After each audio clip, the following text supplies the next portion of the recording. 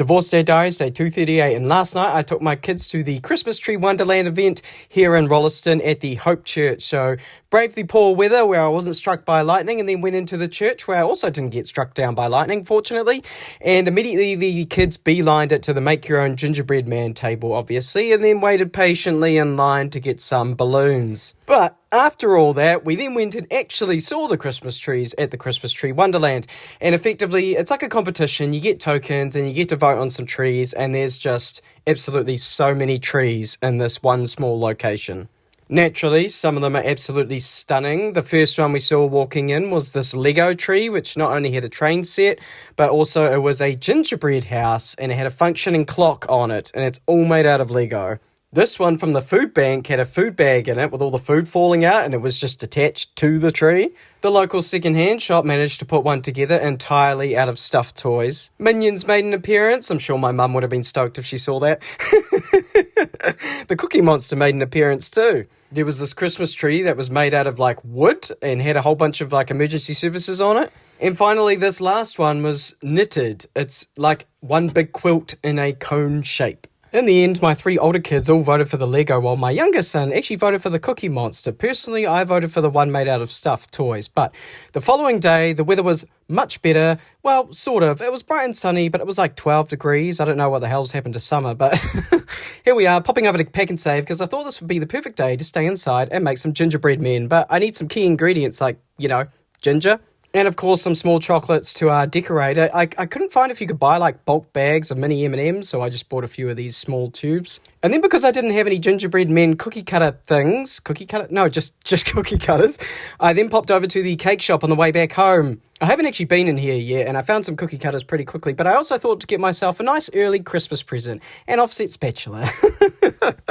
One less thing on the list. Just had the most fantastic small town moment while I was in the cake shop. So I went up to the counter, and then the cashier tells me that her sister works at the Pedal Pusher, which is the local cafe where I go and get my coffees, and she makes my coffees whenever I'm popping in there. Small town New Zealand. Everybody knows somebody. Let's make some gingerbread. So it was actually Lola, my oldest daughter's idea to make the gingerbread. Originally we didn't have ginger, so she suggested that we just make bread men, but I was like, I don't think it would work like that. Isn't that just sugar cookies? Anyway, I got out the recipe. I effectively just found an easy one online that used the least amount of ingredients and has the simplest method as possible, and then just got her to help me with that, which includes, of course, 350 grams of flour, which she measured out, 100 grams of butter, which she also measured out. I helped her to crumble those together. She then added 1 teaspoon of baking soda, 2 teaspoons of ginger, and 175 grams of brown sugar, which she was very meticulous about making sure to get that 175 grams. From there, mix that up, then add 4 tablespoons of golden syrup, followed by 1 egg. And after she mixed that together, I thought, it's still a bit crumbly. So I got in with my hands and really mixed that, and it still felt a bit dry. So I added about 10 mils of water, and that just helped add a bit of moisture and bring it together.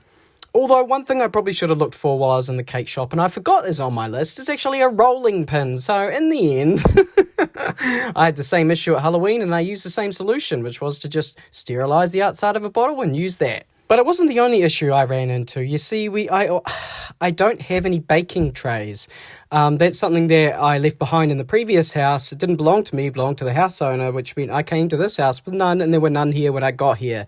So I consulted with my oldest daughter, and she suggested that we just put some baking paper down on some grill trays. And I thought that was actually a bloody fantastic idea. But first off, I wrapped them in a bit of tinfoil just to give them a bit of extra stability, and then chuck some baking paper down. Lola then went through the effort of cutting out all the different gingerbread men. We used the big one for my oldest son, the next smallest for her, and then the next smallest for my 6-year-old daughter, and the next smallest for my 4-year-old boy. And of course, as chief baker, she made sure to count them all out so that they'd all be even and everyone was fair, and then we chucked them in the oven at 170 degrees for 10 minutes, and that was that. Pulled them out, let them cool down.